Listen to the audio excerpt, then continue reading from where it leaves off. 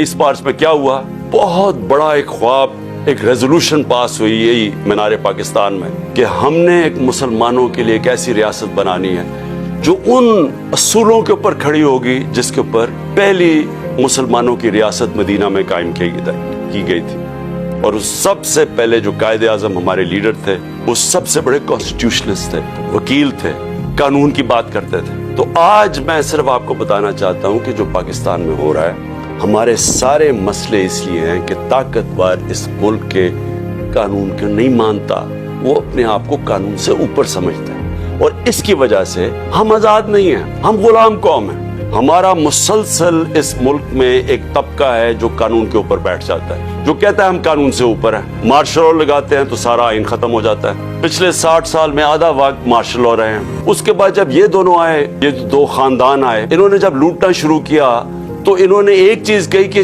सबको पकड़ लो लेकिन हमें ना पकड़ो, क्योंकि हम कानून के ऊपर हैं। यहाँ आदत पड़ गई है पिछले 60 साल में कि अगर मैं ताकतवर हूं तो मैं कानून के ऊपर हूं, मुझे किसी की जरूरत है पकड़ने की। जो पाकिस्तान में हो रहा है, मैं सिर्फ आपको समझाना चाहता हूं कि जिस मुल्क के अंदर कानून की हुक्मरानी होती है वहां ऐसी चीजें नहीं हो सकती। मैंने अपने लोगों को, जब से मैं वजीर आजम बना, मैंने यही समझाने की कोशिश की कि मदीना की रियासत में मेरे नबी सल्लल्लाहु अलैहि वसल्लम ने कानून की हुक्मरानी, अदल और इंसाफ कायम करके उनको दुनिया की इमामत करवाई।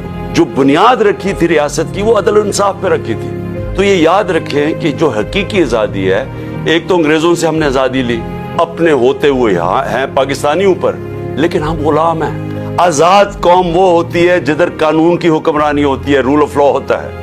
जिस मुल्क में रूल ऑफ लॉ नहीं है, वहां ताकतवर कमजोर के ऊपर हावी हो जाता है। लेकिन मैं अपनी सारी कौम को भी आज कहना चाहता हूँ कि देखें, अगर आप इस मुल्क को हकीकी तौर पे आजाद करना चाहते हैं तो आप सबको कुर्बानियां देनी पड़ेंगी। कभी भी आजादी कुर्बानियों के बगैर नहीं मिलती।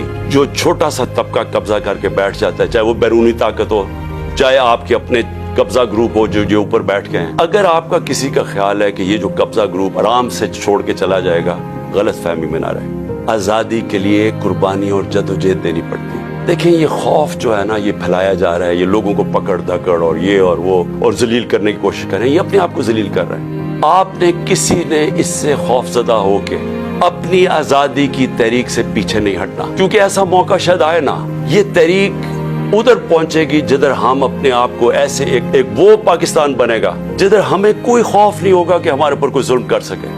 कमजोर से कमजोर को पता होगा, ना कचहरी में, ना थाने में, ना किसी पटवार खाने में कोई उसके ऊपर जुल्म नहीं कर सकता, ना कोई नामालूम अफराद आके उसको रात को उठा लेंगे, क्योंकि हम आजाद होंगे, क्योंकि कानून हमें प्रोटेक्शन देगा।